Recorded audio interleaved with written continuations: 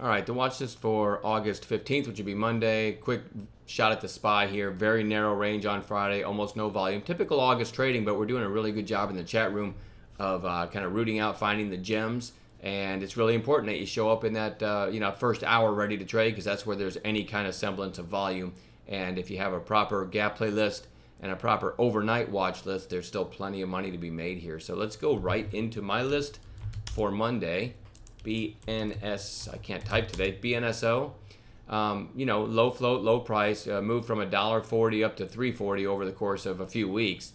Now a couple down days, kind of retesting this breakout area on declining volume. With this low float, I think it's worth watching as soon as Monday for a potential turn back up. URRE had a really nice pop on Thursday, then gapped up on Friday and then retraced basically that day and a half move, half of it. So we're right kind of in the middle of the 2-day range. I think it's worth having on watch for a possible turn back up on Monday. One of the scans I run looking for potential bounce plays for the next day is something that just finds stocks that are down at least 4 days in a row and kind of on accelerating or strong volume. And US Steel, the letter X, met those parameters. It's even down, 5 days in a row, and kind of had a wider range on Friday than the days preceding it. Pretty good volume and hitting the 50-day. So I want to watch that for a potential bounce on Monday. ISNS, an ugly daily chart here. I mean, really ugly. Gapped up on earnings, but not even a semblance of a bounce so far. I know there's some chaos in Milwaukee this weekend. I haven't seen the news very much. I actually just saw it on Twitter. I've been kind of busy with stock-related stuff all weekend. So, but whenever there's chaos and riots and police involvement, sometimes the security camera plays get moving, and DGOI taser, and sometimes this one goes along too. And it might get going on Monday with that. So we'll see. We're going to watch that whole sector with an earnings beat a week ago and sellers getting pretty confident. We may get some short covering on Monday. So I don't love that chart because of the overhead resistance, but I'm still going to watch it. HTBX has had a nice pop here and now flagging for a few days. Potential turn back up on Monday. TRCH kind of ahead of itself here, away from the moving averages, but it might have a continuation. A break of Friday's high, trying to get the number here, would be $1.65, and you look to the left, you had another recent high of $1, whatever it was, I can't see it, like $1.74 or something. So you have Stat Catalyst there. All right, so we will keep TRCH on the watch list for Monday. KOOL. This was on bounce watch. It's just, it's a recent high flyer and then not even a semblance of a bounce until Friday. We had it on watch for Friday. I think Jane caught a nice trade in this one in chat. I never saw it, didn't get involved in it, but with the green candle, maybe we get a follow through on that little mini bounce on Monday. SIEN.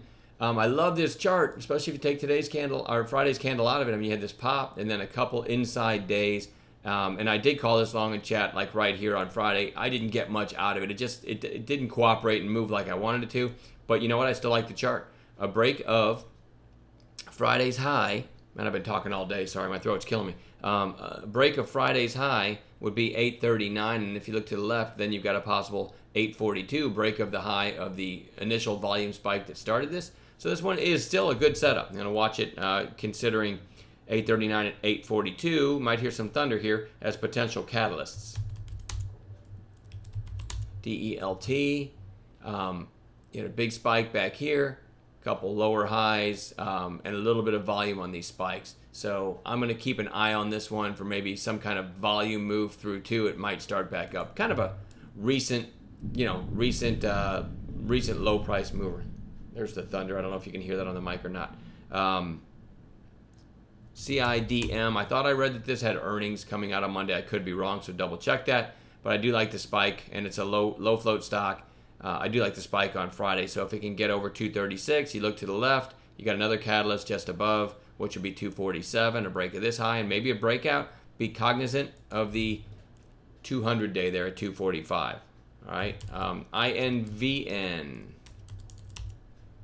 Nice little breakout on Friday. I think I read this weekend, looking this up, that it was related to possible Pokemon play, the huge craze, the Pokemon app. And so anytime any company gets even a hint of a rumor that it's involved, you can get some momentum. So let's keep our eyes on a follow-through day for INVN. OCUL, a nice spike back here, then kind of a lower high, and now it's inching back up again. So a couple catalysts on this chart. I like it over 697, so let's just say 698, a break of Friday's high. Look to the left. That might be enough to push it through 7, and then maybe through this recent high of 724.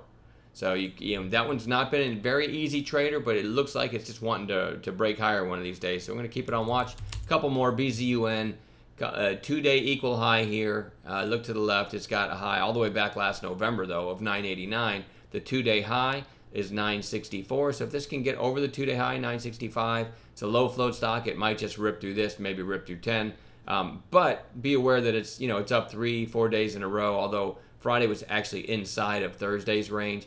But with it being a low float stock, it has potential. I generally don't like to get long something that's got, all this green and it's kind of got some distance from the moving averages. But some of these low floaters will surprise you and keep going.